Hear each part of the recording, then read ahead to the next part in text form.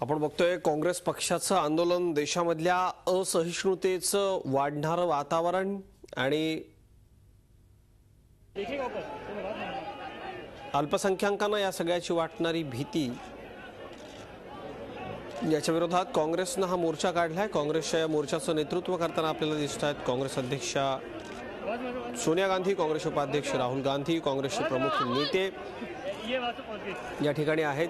त्याचबरोबर अनेक महत्त्वाचे नेते देशभरातून या आंदोलनाकरता आज दिल्लीमध्ये पोहोचलेत। गुलाम नबी आझाद आपल्याला दिसत आहेत, त्याबरोबरच काँग्रेसचे अनेक ज्येष्ठ नेते राजीव शुक्लाही दिसत आहेत। असहिष्णुतेच्या विरोधात काँग्रेसनं हा मोर्चा काढला।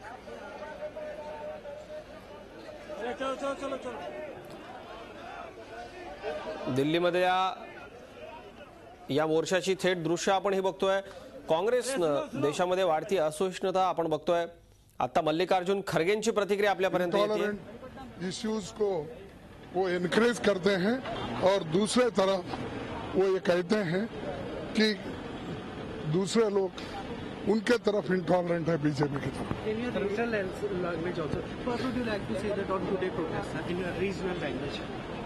ಇಲ್ಲ ಇವತ್ತೇನು ನಾವು ಪ್ರೊಟೆಸ್ಟ್ ಮಾಡ್ತಾ ಇದ್ದೇವೆ ಶ್ರೀಮತಿ ಸೋನಿಯಾ ಗಾಂಧೀಜಿಯವರ ನೇತೃತ್ವದಲ್ಲಿ ಇದನ್ನ ವಿಶೇಷವಾಗಿ ಈ ಸರ್ಕಾರದ ಧೋರಣೆ ಮತ್ತು ಬಡವರು ದಲಿತರು ಮತ್ತು ಅಲ್ಪಸಂಖ್ಯಾತರ ಹಿಂದುಳಿದವರ ಬಗ್ಗೆ ಇರತಕ್ಕಂತ ಧೋರಣೆಯನ್ನು ಖಂಡಿಸಿ ನಾವು ಇದನ್ನ ಪ್ರೊಟೆಸ್ಟ್ ಅನ್ನು ಮಾಡ್ತಾ ಇದ್ದೇವೆ ಮತ್ತು ರಾಷ್ಟ್ರಪತಿ ಅವರು ಕೂಡ मल्लिकार्जुन खरगे हे प्रतिक्रिया देताना आपल्याला दिसले।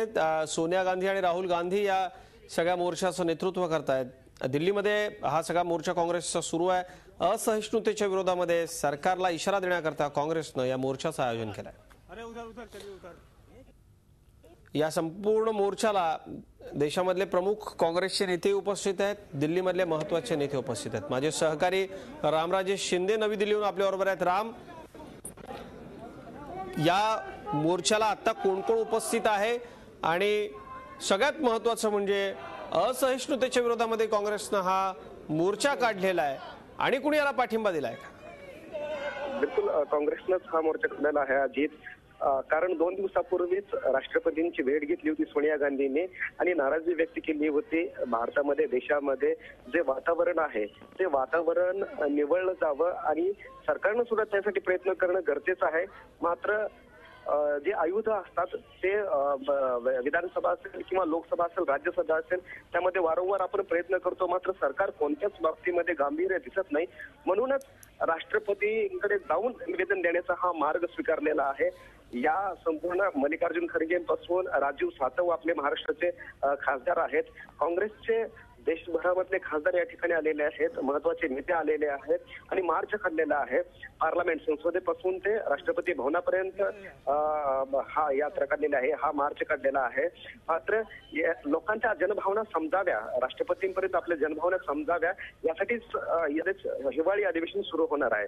त्या पार्श्वभूमीवरच काँग्रेसनं आपला अधिवेशनामध्ये कोणता रोख असणार आहे, कोणता मार्ग असणार आहे आणि कोणत्या मार्गाने आपण अधिवेशन चालवणार आहोत हे स्पष्ट केलेलं आहे। अधिवेशनापूर्वी मार्च काढून निषेध केलेला आहे सरकारच्या या संपूर्ण कृतीचा। दादरी घटना असेल, त्याचबरोबर इतर घटना सुद्धा घडलेल्या आहेत आणि साहित्यिकांनी सुद्धा पुरस्कार परत केलेले आहेत।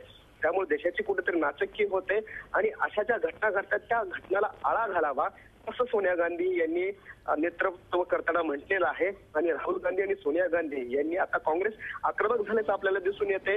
हिवाळी अधिवेशनामध्ये आणखीन आक्रमक होणार आहे काँग्रेस, त्यामुळं हिवाळी अधिवेशनाचे संकेत जे आहेत ते आताच देण्यात आलेलं आहे। त्यामुळे आता मोदी सरकार कोणतं पाऊल उचलतंय, उत्तरादाखल काय म्हणतंय हे पाहणं गरजेचं आहे। राम, आणखी कुठल्या समविचारी पक्षांनी काँग्रेसच्या या मार्चला पाठिंबा दिला होता का? आणि सगळ्यात महत्त्वाची गोष्ट, याकरता कोण कोण इतर राज्यामधले आणखी काही नेते उपस्थित झालेले आहेत का, की फक्त खासदार आणि इतर जे केंद्रामधले महत्त्वाचे नेते आहेत त्यांना घेऊनच हे आंदोलन करण्यात आलंय? काँग्रेसनं हा आपला अजेंडा ठेवलेला आहे आणि काँग्रेस या विचारांना विरोध करणाऱ्या सांगण्यात आलेला आहे. मात्र डावे पक्ष आहे त्यांचा सुद्धा याला विरोध आहे. सीताराम येचुरीपासून अनेक नेते आहेत त्यांचा सुद्धा जे वातावरण निर्माण झालेलं आहे त्याला विरोध आहे. सरकारच्या विरोधामध्ये सुद्धा त्यांनी निषेध व्यक्त करण्यात आलेला आहे. मात्र हे जे पत्र आहे, हे जे निवेदन आहे ते काँग्रेसतर्फे देण्यात आलेलं आहे. राहुल गांधी आणि सोनिया गांधी आणि पूर्ण काँग्रेस पक्ष म्हणून, काँग्रेस एक पार्टी म्हणून हे निवेदन देण्यात आलेलं आहे.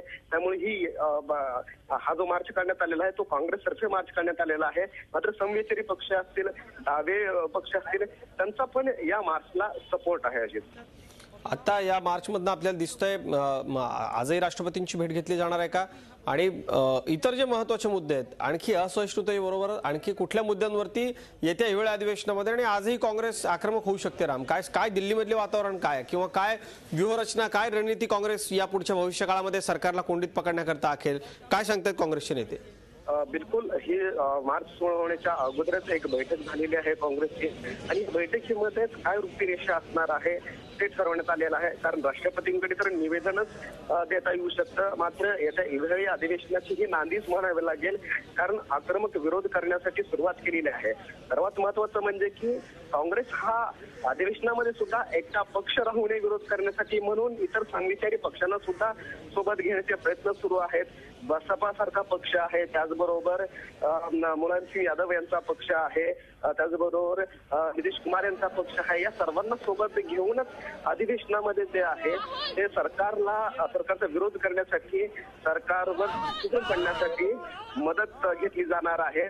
आणि आता जे अहिष्णुतेचं वातावरण जे आहे ते त्यामुळं जगभरामध्ये भारताची नाचक्की होत आहे.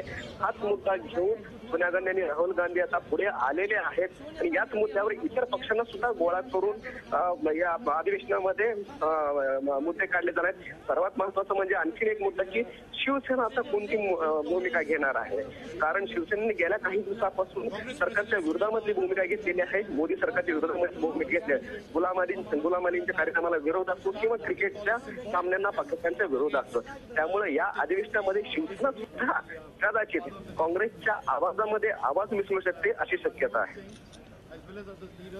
असहिष्णुतेच्या विरोधामधला काँग्रेसचा हा मार्च आपण बघितला, हा मोर्चा, यामध्ये काँग्रेसचे प्रमुख नेते मल्लिकार्जुन खरगे, माजी पंतप्रधान डॉक्टर मनमोहन सिंग, काँग्रेसचे अध्यक्ष सोनिया गांधी, काँग्रेस उपाध्यक्ष राहुल गांधी, राजीव शुक्ला यांच्यासह महाराष्ट्रामधून राजीव सातव, अनेक महत्त्वाचे नेते या मार्चला आपण बघतोय उपस्थित आहेत. आणि देशामधली असहिष्णुता जी वाढलेली आहे, साहित्यिक, कलाकार यांनी अगदी पद्मश्री देखील पुरस्कार परत केले सरकारच्या विरोधामध्ये, हा कलाकारांचाच आवाज आणखी बुलंद करण्याकरता हा मार्च काँग्रेसने काढलाय.